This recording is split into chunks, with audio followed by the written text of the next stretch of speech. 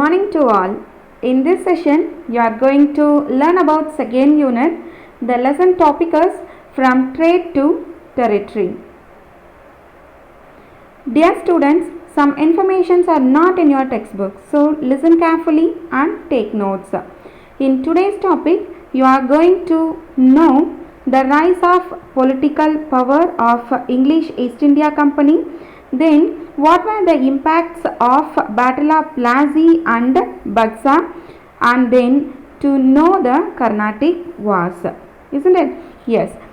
Now we move to the topic. Do you remember, students, what we saw in the first lesson? See, the English and the French East India companies were established with the motive of trading with India, isn't it? In that time, English and French competition turned into rivalry, and both which means British and French tried to remove the other from India. The English and French trade interest was also diverted towards politics, isn't it? Then the British and French utilized the region to strengthen their power. In the end, the British expelled which means நாட்டை விட்டு வெளியேற்றுதல் அப்படின்னு சொல்வாங்க, isn't it? Yes. In the end, the British expelled the French out of India by 1763. Who expelled the French out of India? Who expelled the French out of India? Yes, you are right. British expelled the French out of India by 1763, isn't it? And established their predominance. Predominance means ruling or ஆதிக்கம் அப்படின்னு சொல்லலாம். Predominance over the Carnatic regions. These are all we learnt in the first lesson, right? Yes. See, in between 1746 to 1763, there were three wars between the British and the French. These three wars were known as Carnatic Wars because they were fought in the Carnatic region. So it is called Carnatic Wars, isn't it? Yes. The first Carnatic War from 1746 to 1748, and then the second Carnatic Wars from 1749 to 1753, and the third Carnatic War from 1756 to 1763, isn't it? It's resulted in establishment of political supremacy of British East India Company, isn't it? Let's we move to the first topic, first Carnatic War.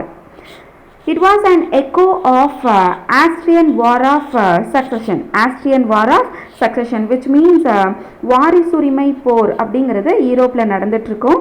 அதோட echo result தான் வந்துட்டு எப்படி இருந்தது அப்படின்னா இந்தியாவில் first Carnatic வார் start ஆகுது, isn't it? In this first Carnatic War, the British and French took opposite sides. Then they began to fight in India in 1746, isn't it?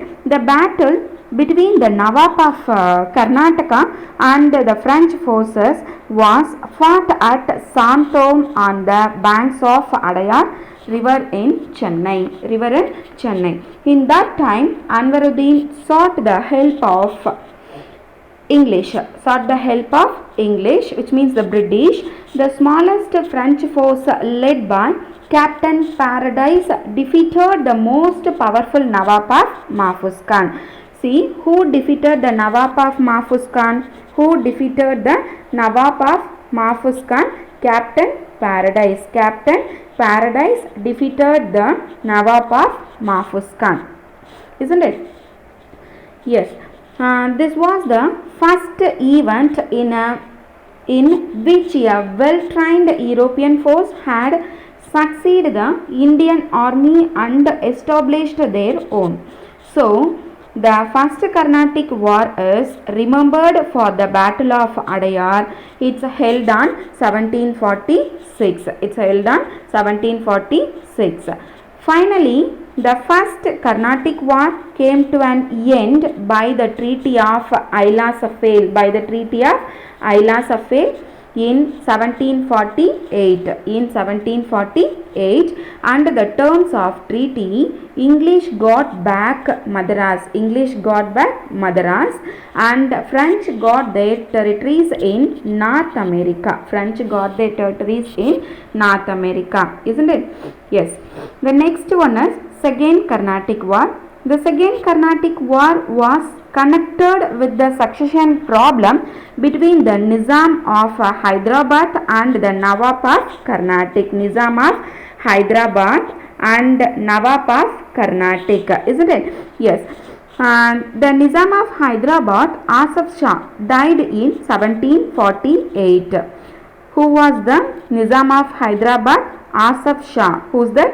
Asaf Shah. He was died in 1748.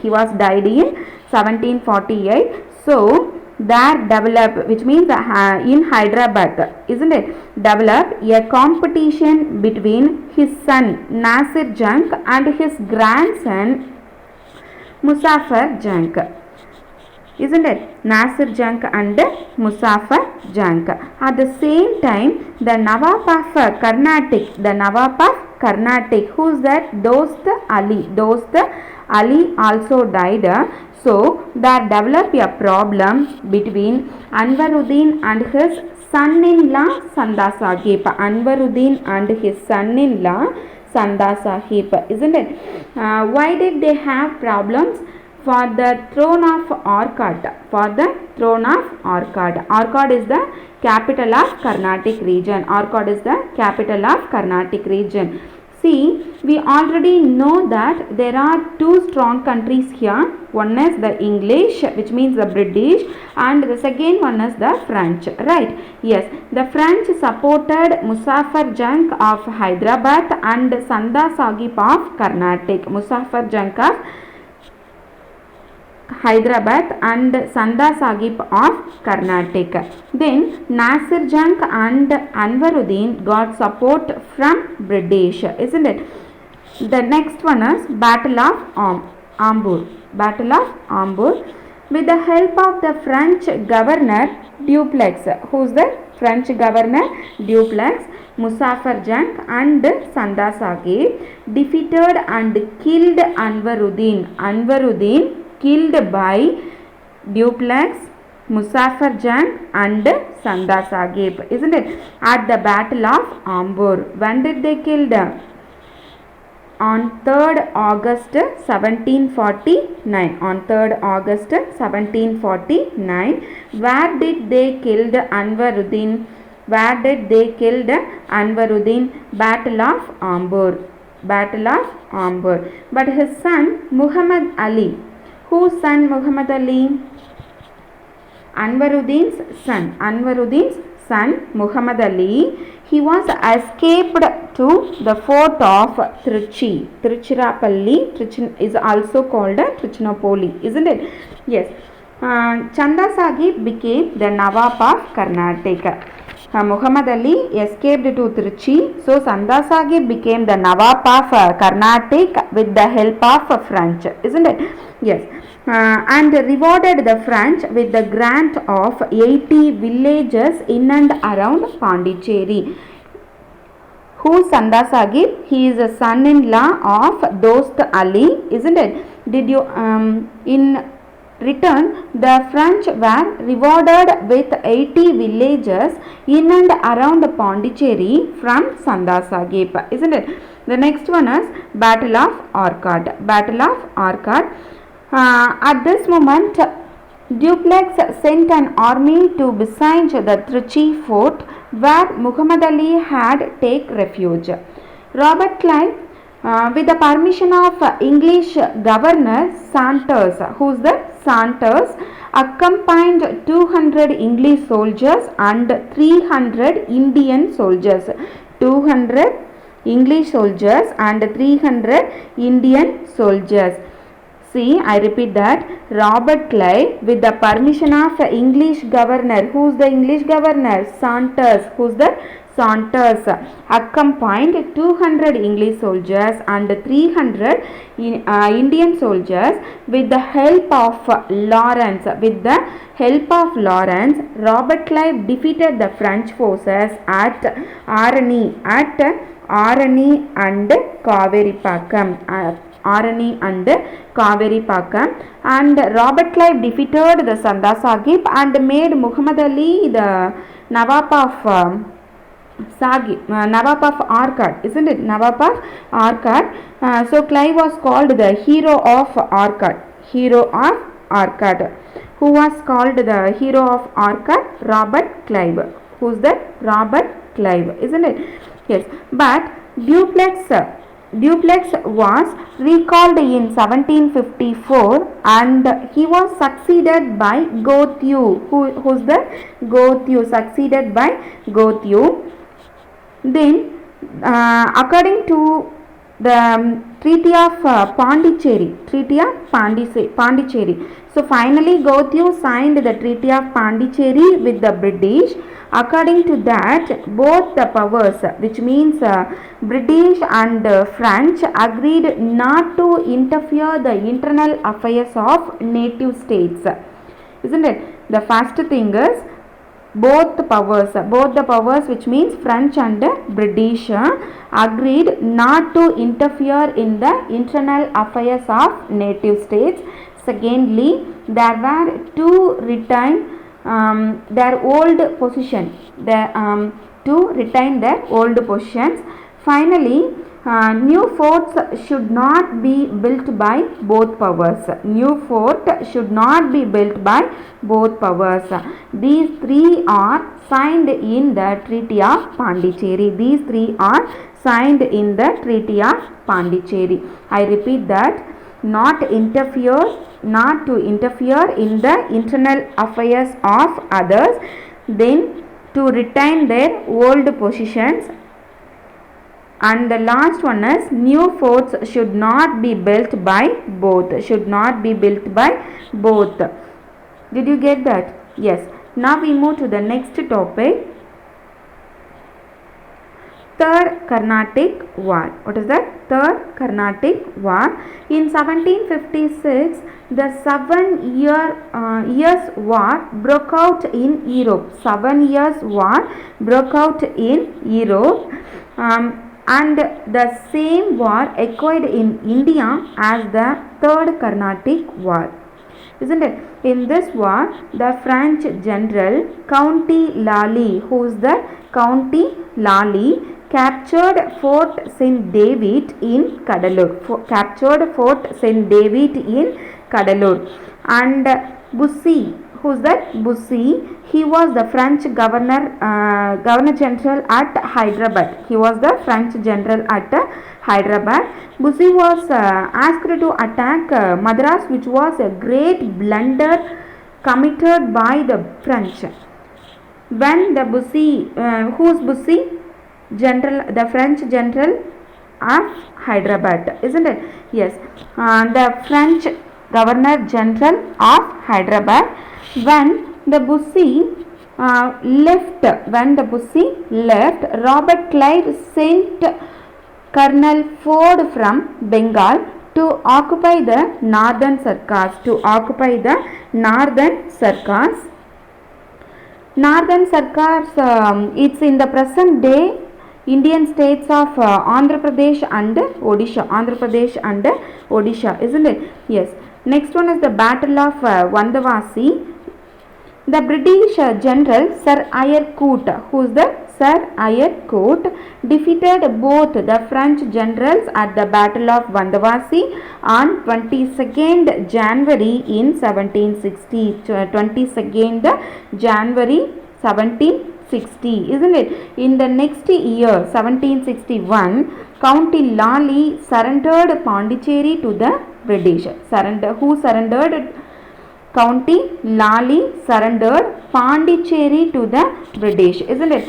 So, Count Lally returned to France and he was imprisoned and hanged. Next one is Treaty of Paris. The war came to an end with the Treaty of Paris in 1763. In 1763, Pondicherry, Karaikal, Chandranagore and Mahi were returned to the French, but they were not allowed to fortify them. Returned to French, but they were not allowed to fortify them. According to the Treaty of Paris, which means the Paris Agreement, the French lost their prestige and influence in our country. Prestige and influence in our country. Who lost their prestige and influence? The French. Who's the French lost their prestige and influence in India. At the same time, British became more powerful in India. British became more powerful, but the French lost their prestige and influence, isn't it? So finally, why did the British got success in the Carnatic Wars? See, the first reason is they were economically superior and the British in India were supported by the native, which means the home government, British government, isn't it? Then the second reason is the naval strength, which means the Kadarpadai Valimai. Okay, the naval strength of the British was too good position. Third reason is there was a full cooperation among the English officers. And last one, the British could concentrate on wars as there was a peace in their country of England. But the French were too busy fighting 7 years war. What is that? 7 years war in Europe. Then how did British establish their supremacy over Bengal? How did British establish their supremacy over Bengal? First of all, Bengal, a very rich province of Mughal Empire, developed into an independent kingdom under Alivardi Khan. Who is that? Alivardi Khan. Isn't it? But he was died in 1756. He was died in 1756 after the death of Alivardi Khan's. After Alivardi Khan's death, his grandson Siraj-ud Dowlah, who is the Siraj-ud Dowlah, became the Nawab of Bengal. Became the Nawab of Bengal. The disagreement between which means the கருத்து வேறுபாடு or மனக்கசப்பு அப்படின்னு சொல்லுவோம் இல்லையா, that is the disagreement between the British and the Siraj-ud-Dowlah in 1757, it leads to Battle of Plassey. It leads to Battle of Plassey. The British and French were strengthening because of their fortification in Bengal. The second one is the Nawab of Bengal. Who was the Nawab of Bengal in 1757? Siraj-ud-Dowlah, isn't it? Yes, he asked them, Siraj-ud-Dowlah asked them not to build their forts. But French obeyed the order of Siraj-ud-Dowlah. French obeyed the order of Siraj-ud-Dowlah, but British did not obey, which means British refused the order of Siraj-ud-Dowlah. Moreover, the British were misusing the special rights in trade.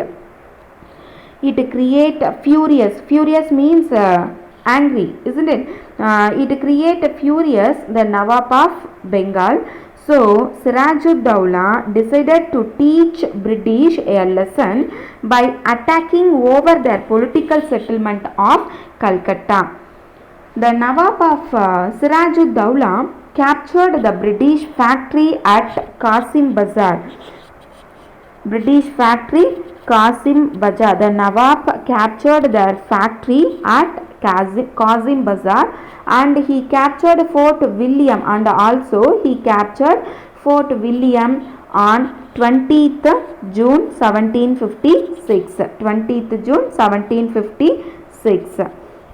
And he imprisoned 146 soldiers were taken as captives which means prisoners in Tamil, kaidigal, okay, captives, and they were locked up in very small and airtight room in Fort William. Because of that, 123 prisoners died out of 146. 123 prisoners, kaidigal, died out of 146 overnight. This incident in history is called as Black Hole Tragedy. Black Hole Tragedy. On hearing about this tragedy, this in the sense the Black Hole Tragedy, Watson and Robert Clive were sent to Bengal and they recaptured Calcutta. Finally, according to the Treaty of Alinagar, what is that? Treaty of Alinagar on February 9th, 1757, Sirajud-Dowlah accepted the terms of Robert Clive. Later, in March 1757, the English captured the French settlements of Chandranagore, isn't it? On 23rd June 1757, Sirajud-Dowlah met Robert Clive. 23rd June 1757, Siraj-ud-Dowlah met Robert Clive in a village called Plassey. It's near in Calcutta, isn't it? Within a few hours, the Nawab was Siraj-ud-Dowlah, which means the Siraj-ud-Dowlah was defeated and killed. Then the British appointed Mir Jafar as the Nawab of Bengal. The military was strengthened by the great wealth gained from the Bengal treasury at the end of the war. So, the victory of the Battle of Plassey not only started the political power of the British in India, but also extended their dominance for the next 200 years. Yes, the next topic is Battle of Buxar. After the Battle of Plassey of 1757, the British gained unrestricted business right. What is that? Unrestricted business right in Bengal, Bihar and Orissa. And also they got 24 Parganas in Bengal. Bengal. Pargana means a group of town in India. It constituting an administrative subdivision of the Zilla. Already we saw in the Battle of Plassey, right? After the death of Sirajud-Dowlah, the British appointed Mir Jafar, the Nawab of Bengal, right? Who was the Nawab of Bengal in 1757? Mir Jafar was the Nawab of Bengal after the Sirajud-Dowlah, isn't it? Mir Jafar acted as the puppet of the English East India Company in Bengal. Then the English administration dismissed Mir Jafar from his post, and then the British announced his nephew Mir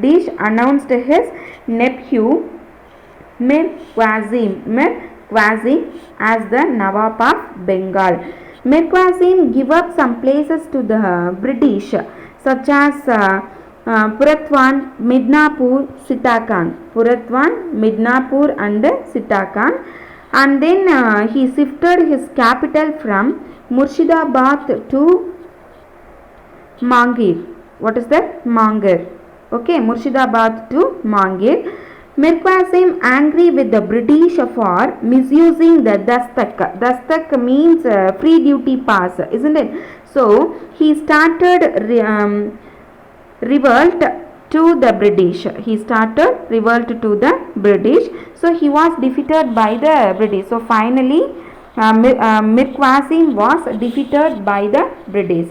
So he entered into an alliance with the Suja ud Dawla, the Nawab of Earth in the sense Ayodhya, Nawab of Ayodhya, isn't it? And Shah Alam II. He is the Mughal emperor. Shah Alam II is the Mughal emperor, isn't it? On October 22nd, 1764, a combined force of Mir Qasim, Suja ud Dawla and Shah Alam II confronted the British fort at Buxar. Buxar is a small town of Bihar and it's located on the river bank of Ganges, about 130 kilometer from west of Patna. 130 kilometer from west of Patna, isn't it? But they were defeated by the British. General by the British, which means by the General Hector Munro, isn't it? And Mir Qasim escaped from the battlefield, but Suja ud Dawla and Shah Alam II surrendered to the British. At the end of the Battle of Buxar, the Treaty of Allahabad was signed. Signed on 20th February 1765, isn't it? Yes. It's signed between the British and Shah Alam II and then Suja ud Dawla. According to this treaty, Suja ud Dawla has to pay war loss amount 50 lakhs. 50 lakhs, isn't it? 50 lakhs. And also he gave Gara and Allahabad to British. The British. The British government has agreed to pay a pension of 26 lakhs per annum to the Mughal emperor, The Mughal emperor granted the British and the right to collect tax in the states of Bihar, Bengal and Odisha, isn't it? Not only the right to collect tax, and also these places came under the control of the British. So finally, the Battle of Buxar made the English East India Company a highest power in India. After the Battle of Buxar, Robert Clive became the governor of Bengal in 1765 AD. Isn't it? Yes, that's all today's class. Listen children, you have one homework from today's topic. That's see on the screen. The first question is, what do you know about the black hole tragedy, and then what were the causes of Battle of Plassey and Buxar? Isn't it? Yes, just try to do it. In next class we will discuss about Mysore War. Thank you.